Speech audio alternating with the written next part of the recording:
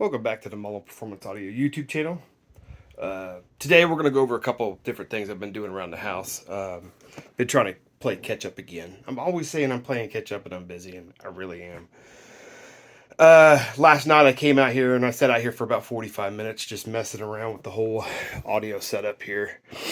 I bought one of these right here, which is a optical. It goes from optical. Uses USB to power optical and then into RCA is what it does. And the only reason I got this was because I knew probably be testing like little amps, car audio amps. That's kind of the whole point of it. I had this little bitty pile amp laying in my garage. I hooked it up to those just to see if it actually worked. And yeah, it worked fine. So that's the only thing I had kind of laying around. I just grabbed it off the workbench and plugged it up and we're good to go. So now, if I want to test anything car audio related or anything that's RCAs, because some of these, home audio amps I got, they're so old they don't have optical on them, and I kind of like to use optical if I can. But yeah, and then we can use that to power, get signal for car audio stuff. So I was doing that last night, just kind of tinkering around.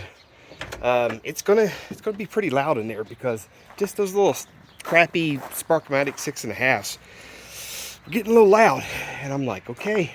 So when we hook up the atomic box, we're gonna have a lot. I'll do like a little. I'm thinking like just a simple like 2.1 for now, just to test the 6.5s on both sides and 2 ways and 3 ways on both sides, and then just using the atomic box as a just kind of like a fill-in for bass, and I think it's going to be fine. I mean, it's such a small room anyway. It's not really going to matter what we put in there. It's going to get pretty loud. So I've been out here messing around, building the testing enclosures, I guess you can call them, for the 2 ways. These are just going to be up on towers, or stands, I should say. And then I don't have a top cut yet, but then tops are going to lay down in here. Then we're going to have a set up here, a set down here. Then that way I can just unplug this set, plug into this set, and then the face is just going to come out. And then we're going to test multiple different setups using these. So the face is just going to lay down in there, and then we'll screw them in or whatever we got to do, and then do our testing. And that way I can do multiple sets of speakers with the one enclosure. And that should work out pretty well, I think. We'll do that. We'll spiffy them up, make them look halfway decent, and put them next to the TV. And those will be our things we beat the hell out of all the time. And yeah, I've been doing little bitty stuff like that. I've actually worked on the dirt demos a little bit. You put a little bit of time here, a little bit of time there. Projects will slowly start getting done. And I haven't looked at this since, but now the front of the box is on. I haven't even looked at this. This is the first time I've even been back in this car since I did this. So, come in here the other day. This originally used to come up to here before I lowered the baffle. But since I've lowered the baffle, I had to trim this down. This is double, and this is soon to be maybe triple.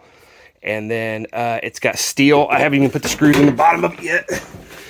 I mean, I gotta put the screws in, finish putting the screws all the way across here. But it is, I taped it up. And then I'm gonna seal down the sides here. And then all I did was put some screws in it.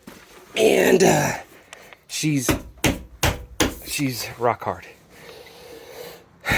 So a little bit more bracing. I got an L bracket to go on the inside from here. It goes that way. So we'll put the L bracket in there. We'll finish putting the screws all along the bottom on the inside. And then this is technically the only thing I got left to do, is that when we put the subs in, I have to figure out my front port tuning. And I'm not sure if I'm just going to do roundovers on the corner here. Maybe I'll just do roundovers like starting right here and do a roundover. Maybe I'll do a big oval. I don't know. I don't know what I'm gonna do. I'll talk with Jake at SDK, see what he recommends. I got a couple ideas of my own, and maybe they'll work, maybe they won't. I don't know. It's kind of one of those deals you play with port tuning to get it to where you like it anyway. And yeah, we'll clean up this whole BS in here.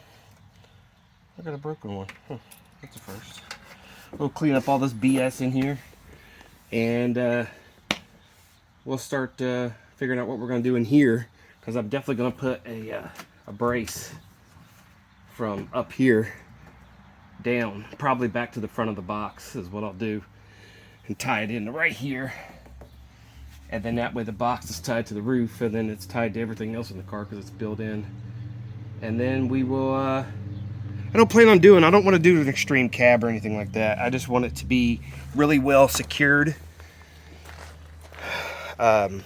Stock cab. I mean, like stuff like this, door seals, look at this. The door seals are falling apart anyway, so it's not going to matter. I really don't care if it blows this car apart. It could blow it to pieces. I don't care. The whole point is just to make good content, listen to bass. So I got the keys. Keys are in my pocket. Listen to bass, have a good time. I don't care what happens to the car. It's not my daily driver. It's not my weekly driver. It's not my yearly driver. So, but yeah. So there you go, guys. Little project here, little project there. It's coming along. So, thank you to my patrons. Thank you to my subscribers. You guys are always awesome. We'll get this little test rig stuff set up, get it going, and we will start doing demos in Audio Shed. And oh, here's the other one. Here's the other one. We'll get that one made up. I'm out of wood. That's all I got left. I'm out of plywood. This is the only piece of plywood I have left. So I gotta get some more plywood first before I do anything. But oh, and yeah, I know it's kind of gimmicky, and I've said it before. Spray the inside of your boxes with Flex Seal, and goddamn, this stuff stinks. It stinks to high hell. But the stuff's rubberized. It will spray. It seeps down in the corners. It seeps down in the cracks, and it leaves. It actually dampens the inside of the box a little bit. So it's not bad for kind of what I use it for, but I don't know if I'd use it for anything else because it's just too gimmicky and way too expensive. But if you spray it inside of a box, it works pretty good. So, all right, I'm done for the day. I'm going to relax. I'll see you guys next week.